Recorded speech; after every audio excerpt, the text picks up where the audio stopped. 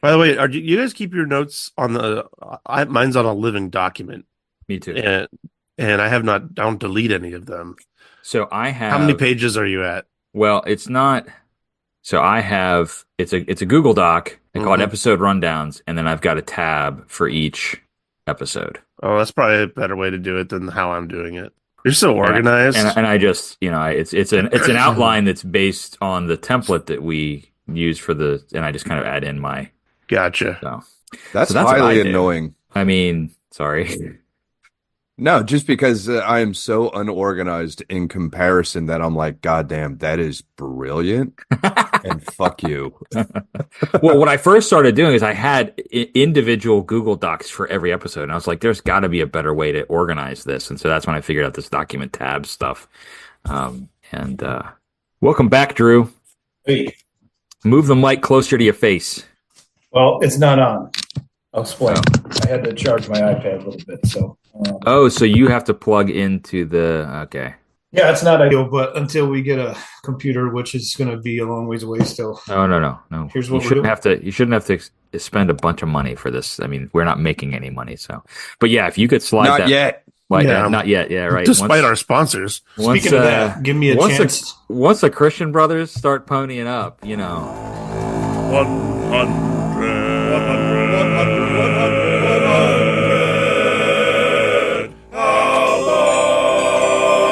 I'm Bert, I'm Drew. I'm Ron. I'm Ryan. and this is the 100 Albums Podcast, where we discuss the ins, the outs, and the absurdities of a poster depicting 100 seemingly random albums. Hey guys, you know what? Tramps like us, baby, we were born to pod. Oh, Bert, I'm loving these, by the way. I think you should, Bert. I think you should write a musical. I did with the George and George Theater. You didn't know that? Anyway, Mm. hey, welcome everyone. As a reminder for those who aren't familiar or who are just joining us for the first time, we're going through 100 albums that appear on a poster Drew got from his wife some time ago. We first went through this project by listening to and reviewing 2 albums a week for a year and sharing our thoughts and reactions with each other via video chat. Once we were done, we thought that might be a fun project to turn into a podcast. So this week's album is Born to Run by Bruce Springsteen. Vibe check, fellas. First impressions. What are you thinking? I'm into it. I dig it, Yeah. but have issues. Sorry, Ryan now is like come up with the succinct response on first impression. It's like 1 or 2 words or 4. Sorry, go ahead, Ron. I like Bruce Springsteen.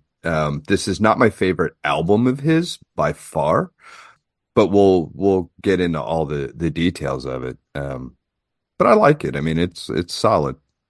I don't want to say too much about details because we've got a long time to talk about this. But I love this record. I love it through and through. There's not a bad moment in it. I'm a huge Bruce Springsteen fan, but I'm not saying like I go to all his concerts. I know some people that are that wild.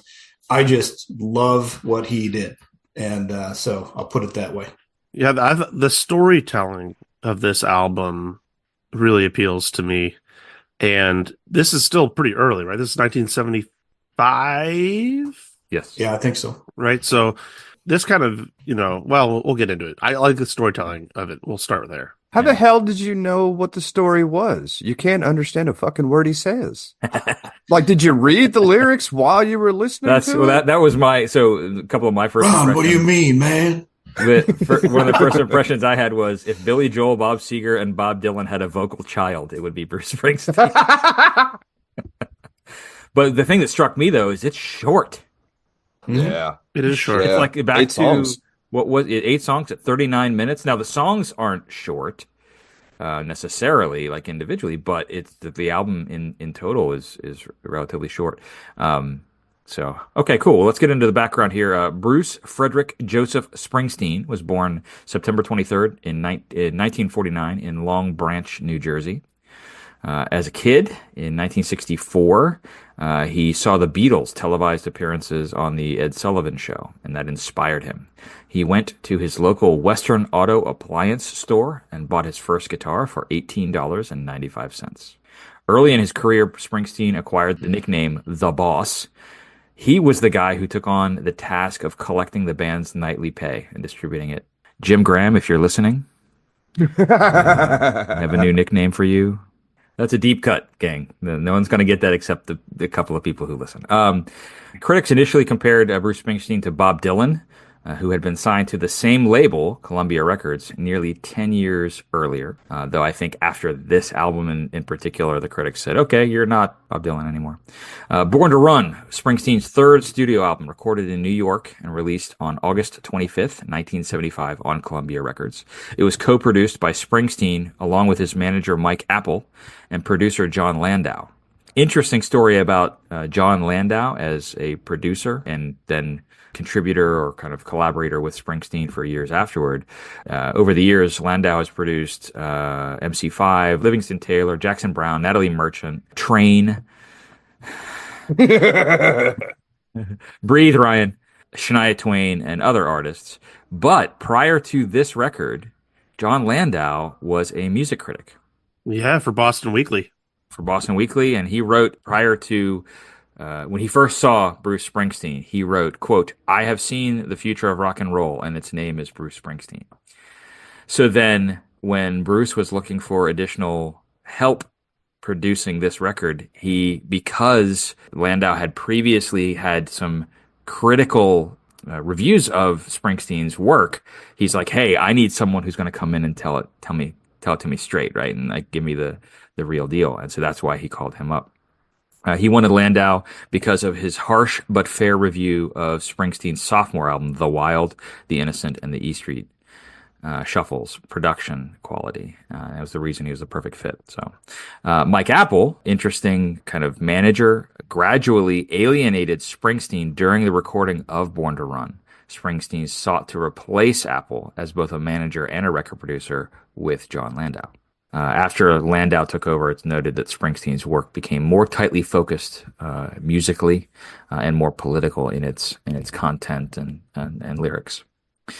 For this record, Springsteen wanted to emulate Phil Spector's, quote, wall of sound style of production, leading to prolonged sessions with the E Street Band from January 1974 to July 1975. So you're looking at 18 months of work. 6 months alone were spent on the title track, Born to Run. Just for context, wall of sound is the process in which multiple instruments play the same notes of a song in unison. Other instruments, such as string arrangements, later overdubbed on top, kind of creating that layer, dense, complicated sound. After the difficult time recording this album, Springsteen first heard the final mix at a hotel in Kutztown, Pennsylvania. He hated it so much he threw the tape into the hotel pool. He'd been getting lots of pressure from record executives at Columbia since his first two albums weren't like huge commercial successes. However, it's noted that Springsteen puts more pressure on himself than he ever would receive from record executives. As it turns out, this album was a commercial success. It was his breakthrough album, kind of getting him to a much wider audience. Character-driven lyrics that describe individuals who feel trapped and fantasize about escaping to better life. Supported by an extensive promotional campaign, Born to Run became a huge commercial success, reaching number 3 on the U.S. Billboard Top LPs and Tape chart and the top 10 in 3 other charts. 2 singles were released, Born to Run and 10th Avenue Freeze Out, the first of which became a radio favorite and favorite at live performances. Highly positive reviews. Initial success has been attributed to capturing the ideals of a generation of American youths during a decade of political turmoil, war, and issues for the working class. Over the following decades, the album has become widely regarded as a masterpiece and one of Springsteen's best records. It was inducted into the National Recording Registry by the Library of Congress for being culturally, historically, or aesthetically significant in 2003. When the album was released, it peaked at number 3 on the Billboard Top LP and Tapes chart, as I mentioned, in 75-76. It then reappeared on the Billboard 200 and peaked at number 18 on its 30th anniversary reissue in 2005. And as of May 2022, Born to Run was certified 7 times platinum by the Recording Industry of America, second only to Born in the USA, his 17 times platinum album. There you go, gang. What else you got? That's the background So I've got. yeah, my background, a little different take here. I got thrown into a different direction. I got a couple of quotes. This one first is from Mick Jagger in 1980 about Bruce. And it's actually not about Bruce. I'm sorry. It's about music, but it'll filter into Bruce. There is no future in rock and roll. It's only recycled past. Okay. Now, Sana in Major Labels, that book I've been telling you guys about, says one of the most effective revivalists over the years has been Bruce Springsteen, who was a bit of a throwback even when he first emerged in 1973. He understood that rock star was both a job and a character. This enthusiasm for rock and roll history is part of him that makes him prescient. He realized that from the 70s onward, the future of rock and roll would belong to the past. So, there's this element of Bruce being a bit of deja vu. Well, I mean, that's definitely true because he did an album of Pete Seeger songs. So I can definitely see where that thought comes from. Yeah, I guess, okay, I'll accept that. But like my question is always, what was the beginning? Like, what is he, and it's not an accusation of he's recycling old stuff, but what are they referring to? Is that just what we're saying? The blues, the folk music of the 40s? Well, I think probably on this album, 10th Avenue Freeze Out is a pretty good indicator of that, right? Especially with the horn licks and stuff. Yeah. And I don't think it's meant as a negative here either. I think they're saying that in terms of being someone who's encapsulating all this stuff and continuing its success, more of that line of thinking, like when when we praise Bach, when we talk about the Baroque period, he was a culmination of many other things, and he didn't really do a whole lot of invention per se. It doesn't mean he's any less great. Yeah.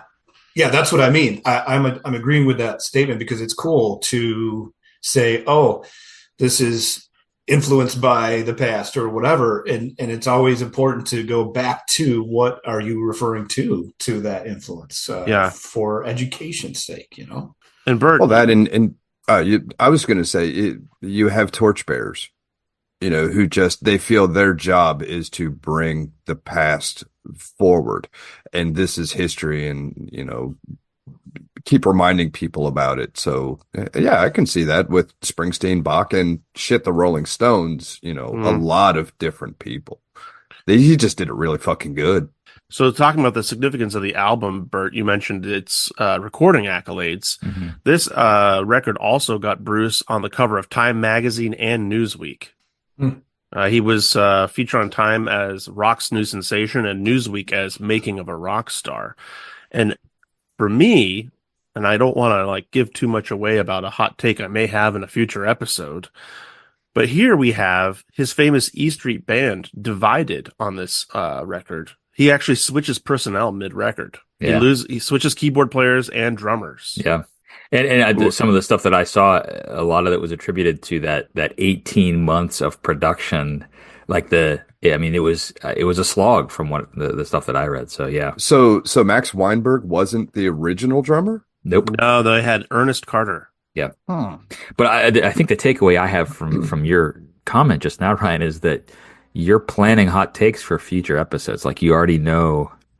We all play checkers. Ryan plays chess. Yes, that's it. Yeah, right. Anyway, what else, guys? Other research that you've found in the past week? I didn't really do much researching on this album. It's all emotion for me. So yeah. No facts to lay out. Yeah, well, I wish I would have, honestly. The week did not allow me a whole lot of study time. Because there's so many good players here. I mean, the E Street Band is great. Max Weinberg, wonderful drummer. Clarence Clemens, I love his sax playing. I mean, and they're solid. The one thing I was surprised with the little bit of research I did do, he's the only guitar player that I found. Sorry, who? Bruce Springsteen's the only guitar player on the album. Am I wrong on that, guys? Did he not have who's the guy that's an actor? No, he didn't have Van Zandt on there. He just did vocals. actually, Van Zandt is on this album, but not as a guitarist. He's a backing Yeah. vocals, and he arranged the horn line. Yeah. But no, you're right. interesting. There's only it's only And it's only not a heavy it's only guitar Springsteen delivery on album guitar. either. Yeah. No, but the stuff's there is really Yeah. tasteful. Right. You But know, that, it's yeah, just- that no, I didn't even think about that. There are Yeah. 16 musicians on this album. Now, not in every song, obviously, but so for example, Ernest Carter plays drums, but so does Max Weinberg. So as Ryan kind of pointed out, there midstream there was a switch in some personnel. But yeah, Steven Van Zandt is backing vocals on one track and horn arrangement on Thunder Road, and then horn arrangement on 10th Avenue Freeze Out, which, by the way, go little Stevie. Like that's a great horn arrangement for 10th Avenue Freeze Out. So I think the instrument that it appeals to me the most on this album is Bruce's actual voice, and I know that maybe it's another one that can be divisive, but I love his sound on this album in particular. When he really goes for it, there's a sincerity to it that like no one else could sing that and you believe him, and there are points where his voice breaks and he gets that like little whistle, and I'm just like, oh my God, that is so cool. Like, and there's a lot of artists like that where only that artist should ever sing their music because it's coming from a place of true sincerity, yeah. Bruce's voice is awesome. I mean, on album, but live. And I haven't had the opportunity to see him. That's one of the shows where I could kick myself in the ass for never going to see him. But I've watched him online, and his voice is just freaking great. Yeah, his pipes have kept up over the years, as far as I understand, too. Yeah. I mean, shit, he's in his 70s now and still putting out, 3-hour shows up and until very recently.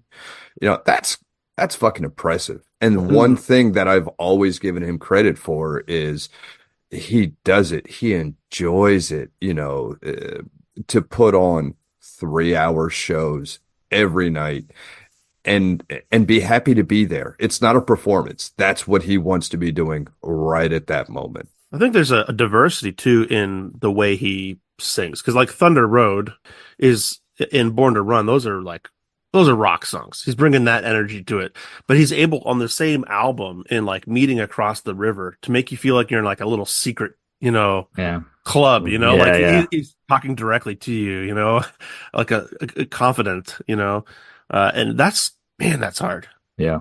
Mm-hmm.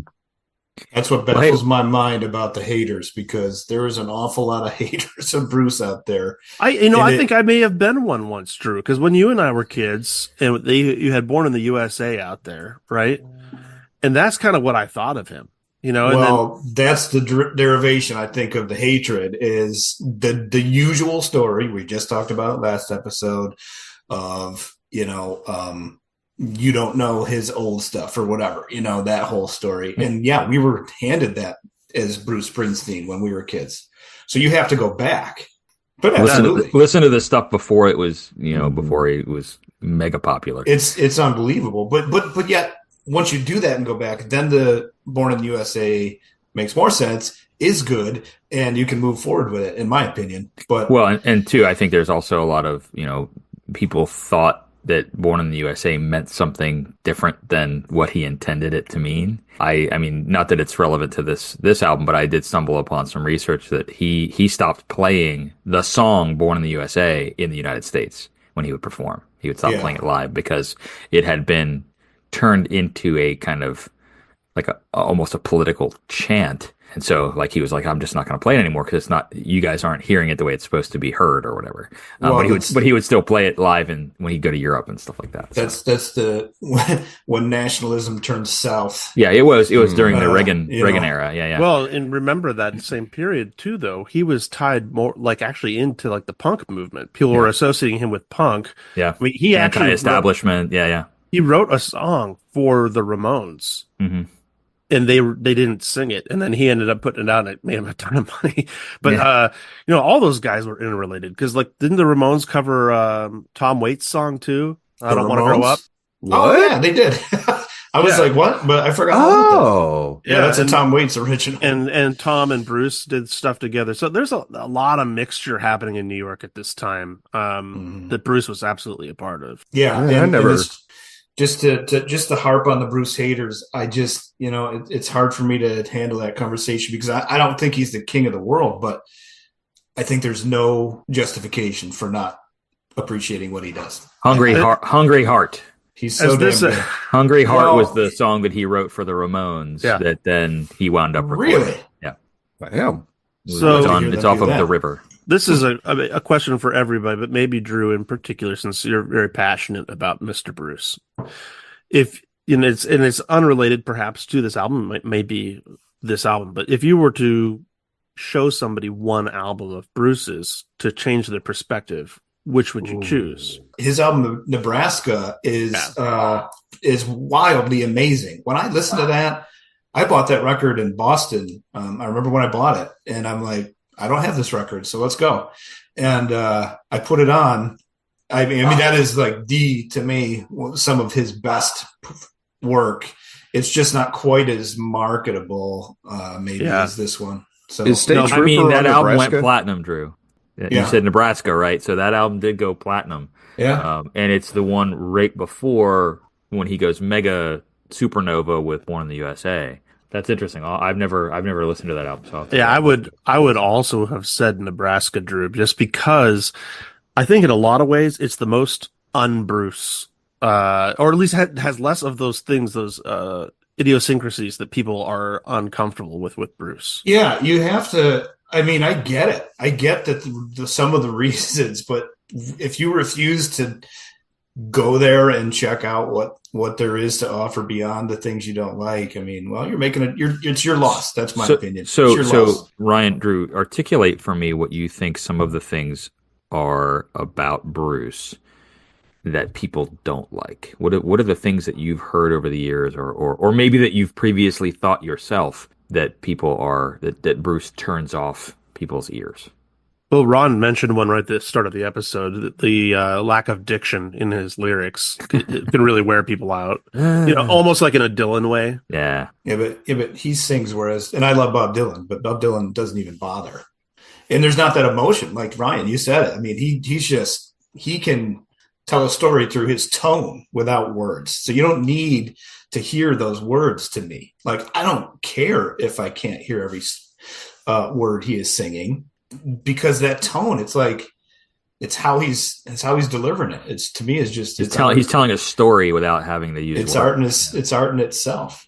So I think that's definitely something people, like, quote unquote, love to hate about him, but it's hard for me to get inside somebody else's head. I can just relate it to how I feel, because I have that same bias against certain people. Tom Petty is one of them. And Tom Petty's a guy that comes up in an argument with Bruce Springsteen a lot for some reason. And with Tom Petty, I just look at him and I'm like, nothing you do is, I don't know. I can't even describe my personal issue with the guy. So maybe it's unspoken issues people have with Bruce Springsteen, but I at some point in my life, I fell in love with him, and I just love what he does. It's funny you said about what album would you play for someone to introduce them to Springsteen. Mine isn't an album. It's actually a movie appearance. When he was in High Fidelity, and I think it's like maybe 2-3 minutes, and he does part of the storytelling. One, his storytelling in that movie is excellent, but his guitar playing, I remember my cousin and I watching that movie the first time. His guitar playing in that is so amazing. It's just him, his guitar, and a Fender amp. The sound is amazing, and that man can play the tastiest fucking licks. And it absolutely blew our minds. And that is what I would show people for Springsteen. It's wonderful. So I want to go back to real quick, Drew. You were just mentioning the comparisons, fair or unfair, of Springsteen to Tom Petty. Listeners, stay tuned. 10 weeks from now, we're going to resurrect this conversation. Oh my God. When we talk about Tom Petty. I'll be angry Those on that. damn torpedoes. Let me add to this question of why people. I've got a good friend that doesn't hate Bruce Springsteen, but his perspective. We've shared this conversation a lot, and his perspective on Bruce Springsteen. Now he's 10 years older than me. So when Born in the USA came out, he knew who Bruce Springsteen was, and the side that we're saying is so great. And to him, Born in the USA, he sold out. It's the picture of his butt on the front album cover. He's a pretty boy now. He's, blah, blah, blah. So I've had that take on people before. And I mean, this is a recurring theme in our podcast here. We just talked about this prior to this today's episode. But to him, that's what do we say when you jump the shark, so to speak. So I think that drives a lot of people's opinions on it too. But we're not here to talk about. We're going to be talking a lot about that in our next episode too. True. Well, hey, let's get into it then, here, guys. On the re-listen, what's striking you about the album? What's good? What's bad? What's ugly? For me, I mean, there's a lot of good. I actually, we don't have infinite time during the week, but in preparation for this, I pulled out a physical copy, and then it only made me want to listen to more, so I downloaded to my phone. I think I probably listened to this 3 times this week. I find it very compelling from start to finish. There's a lot of variety on the album, but all still seems like it's part of the same family. It's not one of those, as we've described before, too many ingredients in the stew albums where you're not quite sure what ties them together. I think it does that very well as an album. I agree with that.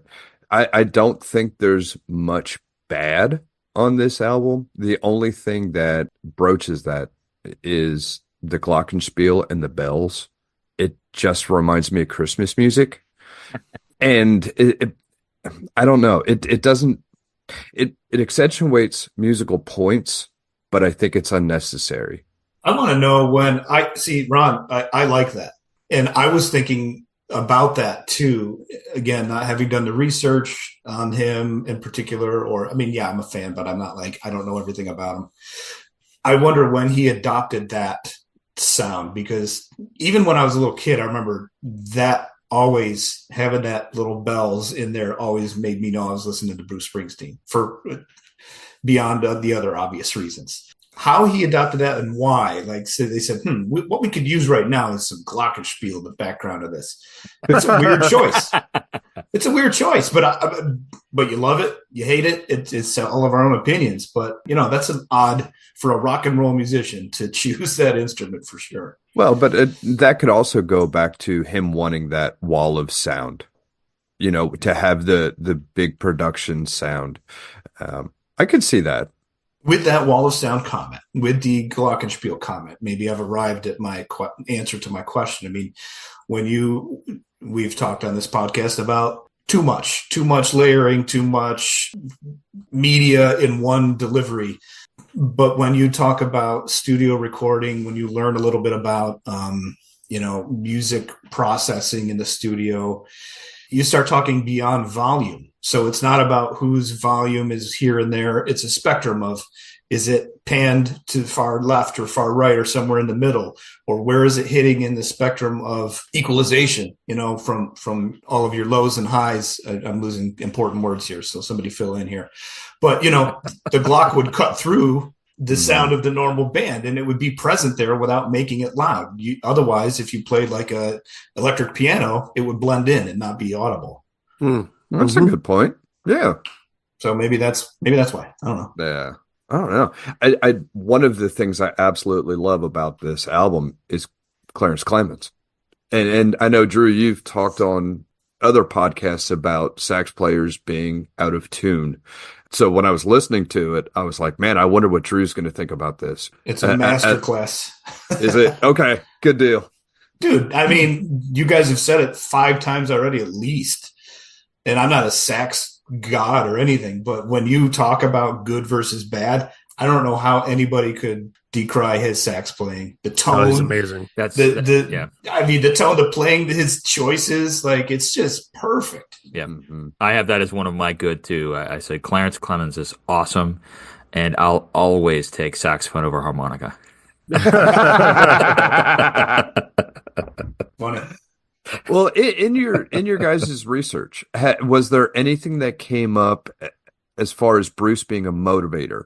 Because I know, the Seeger sessions came with a DVD that had some background stuff on it, And the one thing that struck me was how he got his vision and explained it to the band. Okay, this is what we need to feel on this. This is what I'm looking at. Is he good at motivating a band for a particular sound? He seems to be the kind of natural born leader, right? Because as the front man of the whole group, I mean, he's had to probably work a lot harder. I hate to say it. I mean, all those other guys are working it, but like, it's your butt on the album cover. Right. I think that some of the stuff that came through, particularly in researching this album, but I think generally about him, is that he's perfectionist is probably a strong term, but someone who's very particular. And I read one quote where he was getting frustrated because he was saying, I can hear things in my head that I want to happen that I can't articulate to. It was either the band or the production folks or whatever. So I think he knows what he wants. Mm-hmm. And it's just a matter of how easy is it to get for him from point A to point B to get what he wants, or how hard does he have to work and push others to work. So I think there's definitely that aspect of leadership there, but I also think that he is very particular about what he's looking for too. Yeah. And that's so hard when you have, and take a look at, let's use Ryan as an example here, a resident exemplee. Ryan we've all written a song or two, or maybe an album, maybe 10 albums, but Ryan's written for a variety of performance groups, vocal, orchestra, opera. What I'm saying is, in today's world, we can have a easy home studio and lay stuff out one at a time and get to where we want, but we're not experts at enough things to make it really this good. But to create a band, to do it way before home studios were a thing, to get the people there to see your vision, and yet be able to tell people what you want that you can't necessarily do yourself. It's a feat that we don't all understand, that a lot of us don't understand, So I think it's to be greatly respected when you can realize what somebody has done. So I haven't thought about that with him, but yeah, I mean, he's obviously, it's his name, it's his butt. He's got to make it come out that way. So back then, what you're saying is his butt was on the line, both figuratively and literally, right? Yeah. And what comes out of it? That's right. I love it. A couple other good things I had. The 10th Avenue Freeze Out is my favorite song on the album. It gives me some great like Detroit soul kind of vibes, like Wilson Pickett, that kind of stuff. Layers of sound. There's a lot going on, but they make it work. That wall of sound kind of aspect. Sometimes I think other artists might try to emulate that type of sound, and then it just becomes too much, a cacophony. But this, they really, and whether it was through the recording or through the production, whatever, they made it work.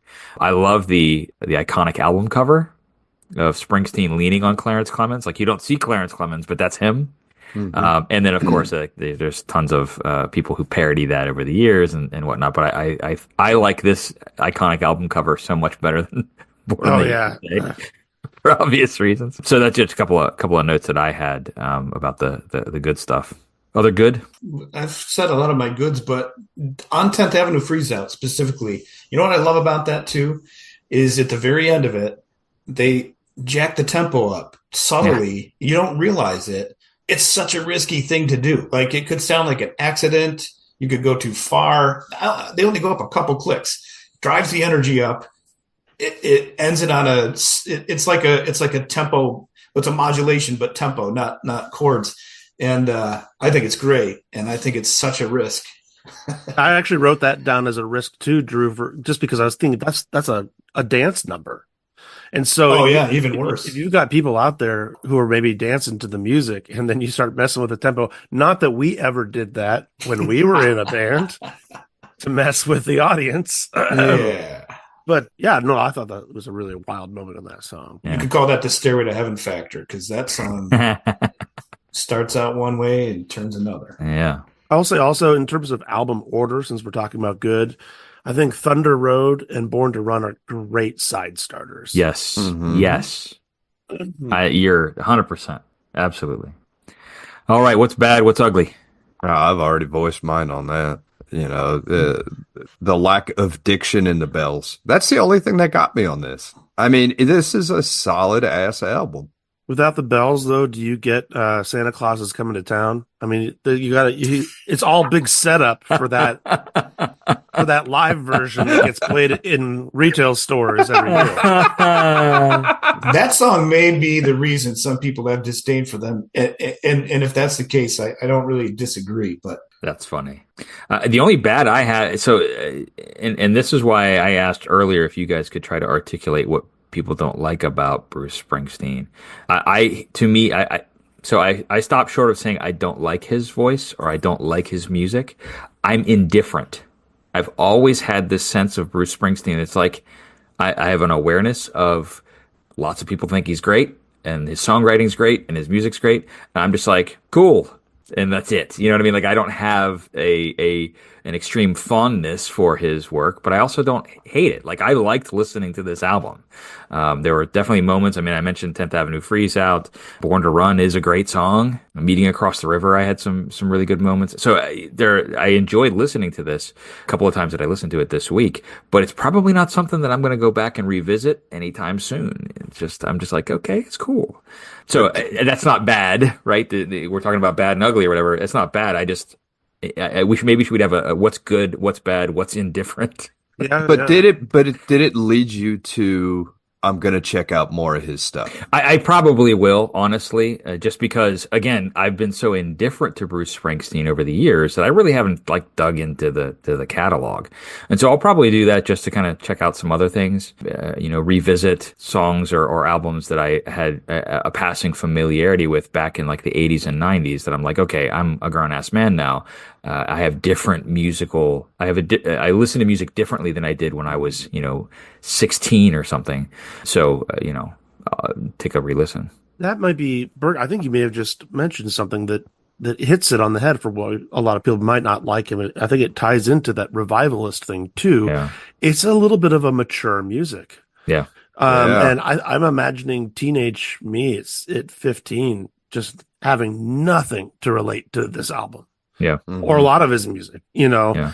Well, and a lot of his stories are about kind of working class and that, which again, as a 15-year-old, you're like, I just want to play my Nintendo and, Yeah, Bert, you were not working class. I mean, you grew up in royalty, so you're not relating. No wonder. Yes. Well, if anyone's seen, I was surrounded by my Fabergé eggs, That's right. But I owned Born in the USA as a kid. I had the cassette. I didn't listen to it.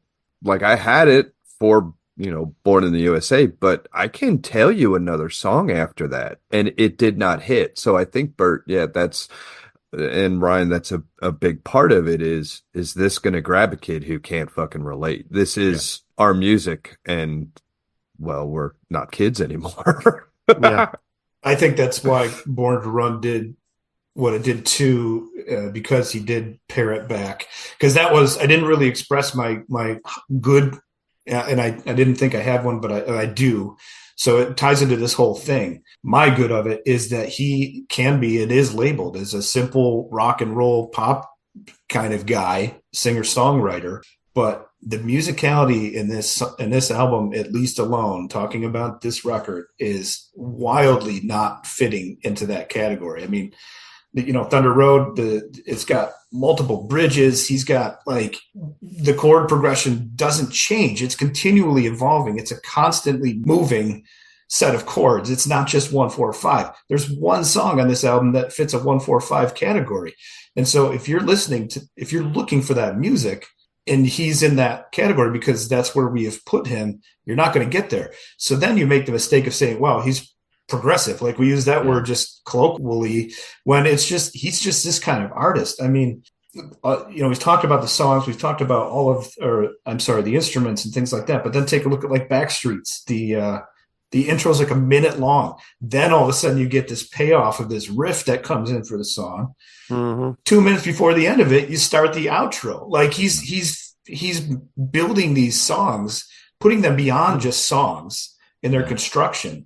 Yeah, I mean, I said at one point, how to build an amazing song 101. That was Born to Run. It's interesting you say that, Drew, because I've never, ever thought of Bruce Springsteen as like a pop kind of traditional 145, whatever. I've always put him in the category of the same category as like Bob Dylan. Not to kind of further that comparison, but that kind of folk singer-songwriter, someone who is writing music, is writing lyrics that are meaningful in some way. It's not always just about the heartbreak relationship or whatever. It's about other stuff of import. And I could see in an alternate universe, Bruce Springsteen is still playing coffee shops in Freehold, New Jersey, where maybe not at 70, but he's like kind of the struggling beat artist, because that's the type of music that he's writing. That's the type of artistry that he's putting out into the world. It's not this kind of slick produced pop, just to sell records kind of thing. Yeah. And the folk artists of the world and are listening can forgive me for my simplicity here, but I consider that in the overarching umbrella of pop. So when I say pop, I still mean that factor of it, that folk singer songwriter gotcha. I see what you're style. saying. Yeah. I'm just using that to label it as, let's call it simple music to listen to, I guess, whatever. Yeah, but there's so much more. There's so much more behind it. If you could remove one song from this album, what would it be? Well, that's hard. Yeah, I don't know that you can. I have Jungle Land just because it's too long, but I also know the album would only be 30 minutes long then. That's funny. There's not a lot of space to remove. Right, exactly. Yeah, it's tough. I purposely tried to answer this question while I was listening, and I also listened to it multiple times this week and have and will. It's one of my favorites, but if I had to, like, gun to my head, it would be She's the One, just because it's a little bit out of the category of all of these other wonderful things. Not because I have any problem with it. Right. And we know it's not the fourth track because Backstreet's Back. All right.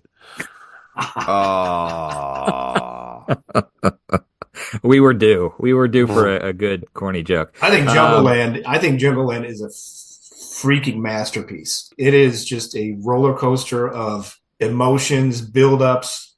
The form of it you can't even trace, and it's just brilliant. And that's what's kind of so cool about the album too. And I think somebody said it earlier, and I wanted to add an underline to that statement. And it's that they're all such stories, but he didn't take this to a concept album level either. Like, it's not an underlying, maybe, or I'm missing something. I think they're all just beautiful songs and stories that aren't necessarily related, in any particular way, which is interesting too, because as a storyteller, you feel like they're always going to try to tell you some story from beginning to the end of the album. Oh, okay. Just because I have to answer the question, Bert, I might take Meeting Across the River off under the prerequisite that he sells it to Tom Waits. Yeah. Because I could see Tom Waits doing that song and it would still be just as beautiful. Yeah. But that is such a gorgeous song. I love that song. It's got that major 7 too in there, like we were talking about with Dolly. So context, where does this album fit into Springsteen's discography? I think I mentioned this was album number 3 out of all of his total career. Was this the kind of the pinnacle of his achievement? I say no. This is the beginning of the plateau, I think. Mm-hmm. But as I mentioned earlier, this album went 7 times platinum. Born in the USA went 17 times platinum. And Born in the USA doesn't come for another 4 albums after this one. I mean, he sold more than 140 records worldwide, more than 71 million in the United States. He's won 20 Grammy Awards. So, like, this is what kind of starts that arc, that career of success for him. That's my thought, guys. I'd agree with that. I think Bruce, being Bruce, would have just kept doing whatever the hell he wanted and made a good career. I mean, dude is driven and would have just kept putting stuff out. In terms of career arc, I think you nailed it. It's the start of an amazing career, and it may not be the pinnacle. I don't think it is. But without this, I don't think you have the same career without it. Well, like we've talked about before, this gave him the financial freedom that he didn't have before to do other things. Nebraska can't come out if you don't have the money to lay down from this album. Yeah, mm-hmm. Yeah, he definitely was able to tap that mass interest level of, despite being unique. and get support from the label, right? Yeah, absolutely. Yeah, I mean that's where it's like, okay, you're gonna make more money for us. You can do whatever you want, Bruce. All right. Well, yeah. You're the boss. What did he? Man, I wish Tony Danza were here. It would be a good week for his advertisements. Yeah. So how long did he tour on this album? The Born to Run tours went from 74 to 77. So I think it was kind of on and off for a couple of years. So you had the Born to Run tour, which started about a month before the album was released. Tour ended New Year's Eve 1975. Okay, so it went for about 6 months, five and a half months. But then then the Chicken Scratch tour began in March 76. So I guess technically the Born to Run tour was about 5.5 months in support of this album specifically. So looking at career arc, I don't think you can do it solely on albums. His touring, his ethics, his work ethic, I think is more telling of his career than just albums. Oh my gosh, that's a good point. Absolutely. Yeah. This guy, you'll have to pry the microphone from his dead hand. Yeah. Mm-hmm. Oh, yeah. Yeah.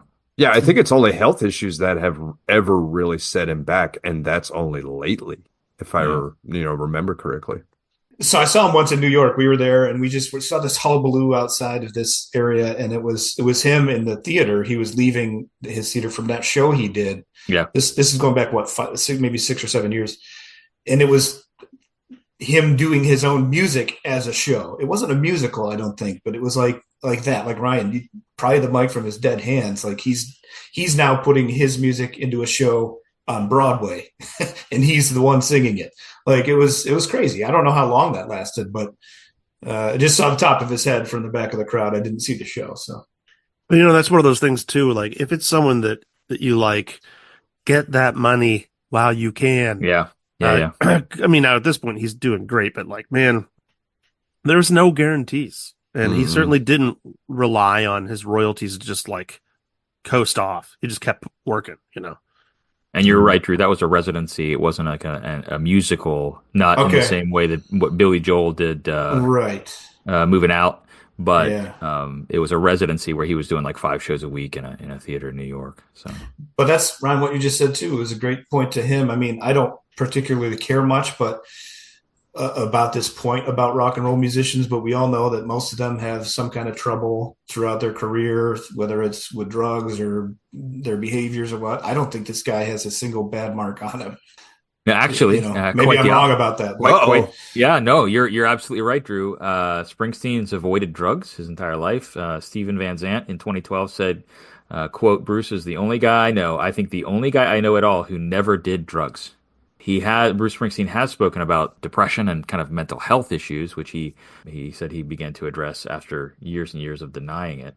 He also has talked about poor health due to being an underweight fast food junkie. Must be tough, Bruce. Relate to that. I'm not underweight, but I'm not underweight. So he became a vegetarian. Still maintains this vegetarian and workout routine. He confirmed that at his 70th birthday. Oh, Bruce. No shit. Yeah, I mean, right? Come on, guy. Hey, let's take a quick break, shall we? Do we have any sponsors for this week's episode, Ryan? We do. It's actually a new franchise that's popping up across the U.S. And maybe you guys have heard of it. I'm not sure. But today's episode has been brought to you in part by Air of the Dog. Yeah. It's a very niche company, but I think they're doing important work. For those who haven't heard of them, let me explain a little here. So let's say you were bitten by an unfamiliar dog, but you were also curious about that dog's lineage. Enter Air of the Dog. You rush over to one of their many facilities and they'll analyze the saliva from your dog bite and trace the dog's history and genealogy. Admittedly, they are still in their early phases, so it might not pull up much, but just imagine how rewarding this could be in 3 or 4 years when the database is full of dog bite information. Kind of takes the sting out of a sad situation, you know what I mean, guys? You get bit by a dog, you're feeling kind of low, but then you find out, hey, that dog that bit me was related to Charlie Chaplin's dog. Just imagine dropping that at family gatherings, right? Anyway, just remember their catchy jingle the next time you're involved in a scuffle with a dog that you don't know. You've been bit, but that ain't it. How about a little hair of the dog? Sorry, air of the dog. It's really hard to get that one out. It's already stuck in my head. Oh, that's great. I thought you were going to go a different direction. I thought it was going to be some hangover cure. When it comes to music, I only go one direction. Made entirely of dog saliva or something. I don't know. Oh, I like that too. There you go. But hey, I can't. I mean, this is a real company, Bert. I can't just make. You can't just make stuff up. Yeah, absolutely. So, yeah. Well, thank you to Air. Apparently, according to Reddit, there's a large population of people that are curious about what kind of dogs bite them. So that's sort of birthed the company. Really? You know? No. Again, I can't tell when you're doing a bit and when you're not. So there you go. That's on me. I did. There is a link to their website on the same group that has the shirtless stuff that Drew belongs to. the shirtless society or whatever it was. Yeah. You know, I find that much like when you smile while you're talking, people can hear it in your voice. When you don't wear a shirt while you're talking, people can hear it on the podcast. And so it's become but speaking of advertisements, I just got to give a little shout out to Toasty Toast because, you know, a few episodes ago, my personal fan base from this podcast had repeatedly barraged Bert with emails enough that we had to cry out because my microphone was inadequate. And Toasty Toast hooked me up with a custom built microphone for our podcast. So once again, thank you to Toasty Toast. I will tell you, and if you guys haven't been, I can't get enough of their toast. It is so toasty. The toastiest. Toasty makes toast toasty. Okay. Results and ratings. Individual scores. I gave this album a 7. Drew gave it a 9.5. Damn. Ryan gave it an 8.5. Average score is 8.33, which brings it ranked 14th out of the 100 total albums on the poster. So second chances. Would you change your score? Or Ron, do you want to weigh in? I'd probably go with a 7. I would buy this album and very well may. So yeah, I'd give it a 7 and hold firm on that one. I feel pretty solid to my 8.5. I mean, if you look at my overall ratings, that's pretty. That's I a mean, it might compliment. as well be a 10. You know. Well, excuse me, there are no 10s. Drew, how about you? There's Pearl Jam 10. Yeah. And please stay tuned for the next 5,000 weeks. I forget when that one is. Yeah, so that's number. I just had to look back at my own personal ranking file. I would definitely change this to a 10 after the whole 100 albums. I did use 10, not liberally, but I used it, and it belongs with the other 10s. So I don't know what I was going through that week, but certainly should have a 10 from my opinion. So Pearl Jam 10 is 43 weeks from now. Oh my God. We all will be dead. Good stuff. Okay, I'm fine with where my score is. I think 7 is good in my kind of rating, but like I said, I did enjoy listening to this. For me, it's just a matter of do I want to go back and listen to it again and again and again. So I think with this one, it'll lead me to more Bruce albums. Yeah. Like this forced me to all right, we got to do. It's your gateway drug. It is. It really is, and I think that's more important than a rating for me. Is it's going to make me listen to more of their shit. Yeah. So like Jimmy Buffett has Margaritaville. If listeners, please write in. Tell us what you think. If there was a Bruce Springsteen themed restaurant or a themed restaurant after this record, what would the name of the restaurant be? What would the food that would be served there? What's the theme like? You can write to us at 100albums@bertislo.com. That's 100albums at BERTISLO.com. I think it's an ice cream shop. I was going to say that. Oh my God. Really? I was thinking the exact same thing. 10th Avenue Freeze Out. Oh. Yeah. Thunder Rocky Road. Jungle Land just sounds like a fun flavor, but also since Bruce's lifestyle is so clean, I mean, I just see it being this cutesy little old timey ice It's cream. all non-dairy. It's all like oat milk based. No, I don't know. Well, they might have some dairy ones. It just comes with the warning that if you eat it, you might be born to have the runs.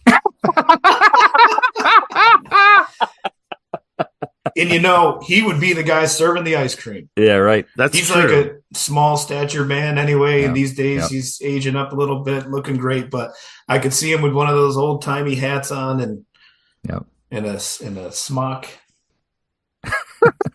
Love it. Okay, hottest take time. Who's got a hot take about Springsteen, about Born to Run? I have two. Neither of Good, which good, because I'm takeless, so Drew, you Okay. can have mine. neither of these may be revolutionary, but they don't have to be. There is no rules. That's right. Take number one is short. It's that Clarence Clemens is the David Gilmour of sax playing. Oh, Wow. nice. I thought you said they weren't revelations. That's awesome. I'm guessing it's been said because it came to me about 15 minutes ago. I'm like, ooh, that's my hot take.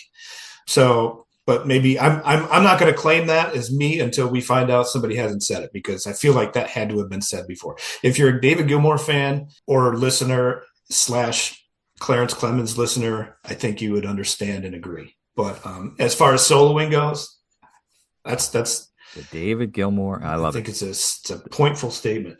But my other one was that I think Bruce Springsteen is one of the most important musicians to have ever been, whether you like him or not, because of his ability to transverse those styles of music that many of us, I shouldn't say we all, love so much, which is the songwriter area, Tom Waits, that everybody has very differing opinions on. To take what Meatloaf was doing in the form of that musical drama stuff, and to make it relevant enough, not to whether you like his albums or not, but that then when we get to the later years, the influences that he laid out are so apparent. I mean, you can hear the birthing of Bon Jovi here, and I know there's a New Jersey connection with those two, but still, I mean, there's songs in this record that are just like going to be, what have I done it There's again? a slippery when wet joke in there. Come on, Yeah, guys. okay. I'm not fast enough for that kind of stuff, But the harmonies that they use are very distinct. Oh, this- we're halfway there. So you get, I mean, Bon Jovi has some credibility to him in that singer-songwriter aspect, and it comes from Bon Jovi, or it comes from Bruce Springsteen. And also, as a big Eddie Vedder fan, I hear so much of where Eddie came from in this record too. And I just think Bruce Springsteen is the glue of so many things that must be acknowledged. Hey, jokes aside, Drew, you brought the heat. Mm-hmm. They were Yeah. some great takes right there. Oh, That was good. Yeah. fantastic. Every now Yeah, and then, I'm good for something. Mine's going to sound like dog shit after that.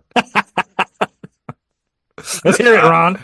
I think this is a better live album than an album. I can only imagine how seeing this show in the tour after it, this would have been an amazing album to go see him do live.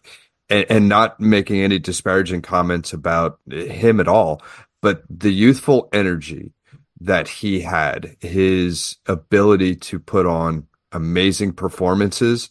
I would much rather have the ability to see this live than to own it on vinyl. I bet it was a killer show. Yeah, Oh, can only dude, imagine. yeah. I don't really have a hot take except to say this. I talked a little bit earlier about him being a kind of rock and roll revivalist. I would say simultaneous to him is Billy Joel, and everything that I love about Bruce, I also hate about Billy Joel. So it'll be interesting. I think later we get to talk about Billy. So it's not necessarily a hot take, but I think because they're kind of in similar camps here, I'll be curious when we talk about Billy, how we can talk also about Bruce. So. Oh, dude, I so want to hear more of that thought pattern. That's a great. It's that Well, bias. I gotta save it for the pod. Yeah. 76, no, but it 76 concerns- weeks from now. Yeah, no, it concerns two artists, one of which we're currently discussing. True. 76 weeks from now. Please stay tuned, folks. By then, we'll have like a huge Correct. following. We'll be We're all- multi-trillionaires. I'm all about the long game. I'm doing a teaser for a half a year from now. Honestly, though, I am really interested in hearing about that because there are things I like Billy Joel better than I like Bruce Springsteen. like on the whole, obviously not everything's a hit, not everything's a miss, but we'll have to re-listen to this episode Yeah, before we. Yeah, okay. No, I'm gonna belabor this fucking point right now. Well, you're on your own. My lips are sealed.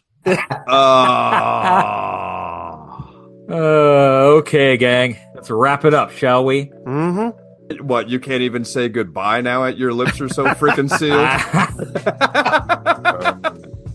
Sealed with a kiss for you, Ron. Please, tell a friend, tell a family member.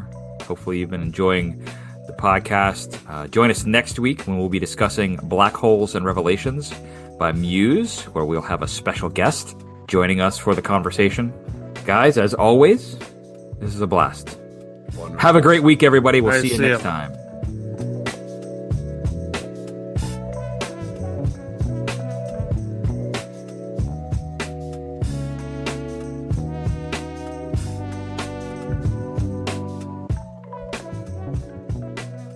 Yeah, good Good session. stuff. Good session, guys. That was good.